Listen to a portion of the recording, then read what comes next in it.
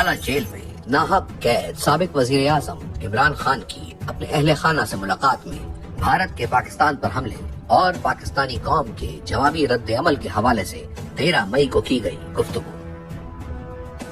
पाक भारत हालिया कशीदगी ने एक बार फिर साबित किया कि पाकिस्तानी एक बहादुर और खुददार कौम है। मैंने हमेशा कहा है कि फौज भी मेरी है और ये मुल्क भी मेरा है।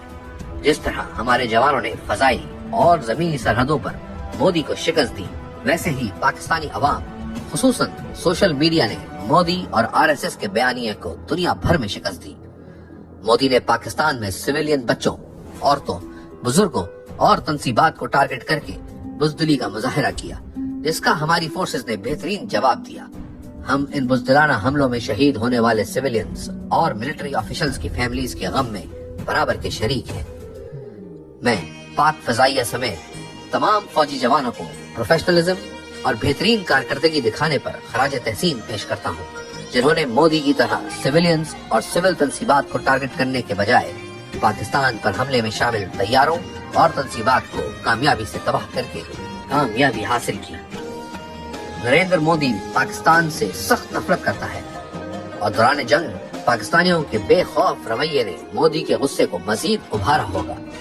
वो सख्त गुस्से में होगा और इंतकाम लेने के लिए दोबारा वैसा ही फॉल्स फ्लैग करने की कोशिश करेगा जैसा जम्मू कश्मीर में किया। इसके लिए हमें मोहतात और तैयार रहना होगा। मैं 2019 में भी इस हवाले से पेशन गोई कर चुका था। मोदी की पूरी कोशिश होगी कि पाकिस्तान को माशी सतह पर भी नुकसान पहुंचाए। किसी भी नए हमले की सूरत में कौम को तैयार और मुत्तहिद रहना होगा। दौरान जंग फौरी रद्द अमल देना इंतहाई नागुज़ीर होता है। जंगें 60% तक असाब से लड़ी जाती हैं और इसीलिए ऐसी लीडरशिप का होना इंतहाई अहम है जिसे कौम की हिमायत हासिल हो और जो फौरी तौर पर बड़े फैसले करने और किसी भी हमले का जवाब देने की ताकत रखती हो। हालत जंग में फौज को आवाम की हिमायत की बहुत जरूरत होती है और कौम का मोराल बहुत अहमियत रखता है, जो फौज का सहारा बनता है। इसलिए मैं मुसलसल इस बात पर जोर देता आया हूँ कि हमें अपने लोगों को आइसोलेट नहीं करना चाहिए और निजामे इंसाफ को जिंदा करना चाहिए। कौन सा ज़हन है जो ये कर रहा है कि लोगों के बच्चों के ऊपर, स्कूल के बच्चों के ऊपर उनकी धमकियां देते हैं, औरतों के ऊपर। अभी एक डॉक्टर ताहिर एक्स मिनिस्टर रह चुका है मुशर्रफ के दौर में, वो सारी मेडिकल कम्युनिटी जाती है उस डॉक्टर को। उसने अपनी पूरी कहानी लिखी है कि कहता मैं घर में, मुझे पता ही नहीं था, ना मैं किसी मुजाहरे में शिरकत की है। घर में आए, मुझे उठाया, घर में तोड़फोड़ की, बीवी को बट मारे, बंदूक के बट मारे बीवी को, उसको जाके चक्की में डाल दिया, जो कि वो सजाए मौत वाले कैदियों को डालते हैं। वो अब उसके 2 मरीज थे, एक मिर्गी की मरीज थी, एक उसको स्ट्रोक हो चुकी थी। वो डॉक्टर था, 10 दिन उसको वहां बंद कर दिया। यानी कोई इसमें, यानी ऐसे कोई हैवानों के ऑर्डर्स दिए हुए हैं कि जो मिले उसको पकड़ के ये जुल्म शुरू कर दो उसके ऊपर। लेकिन औरतों के ऊपर, उसकी बीवी को बट मारे।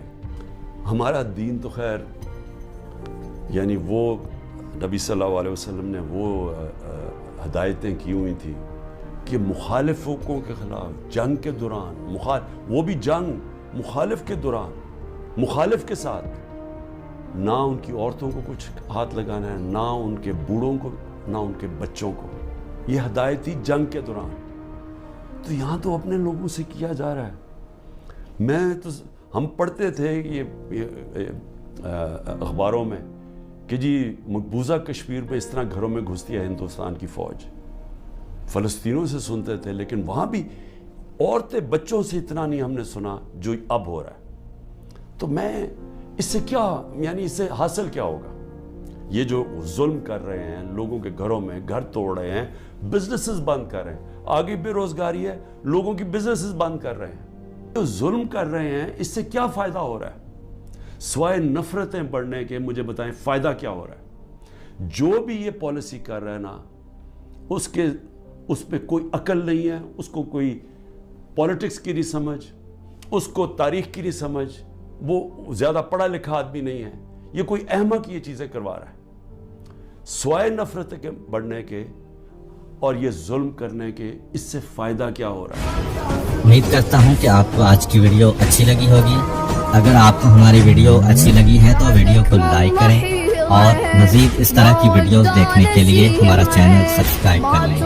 ملتے ہیں نیکسٹ ویڈیو میں. اجازت دیجیے. اللہ حافظ.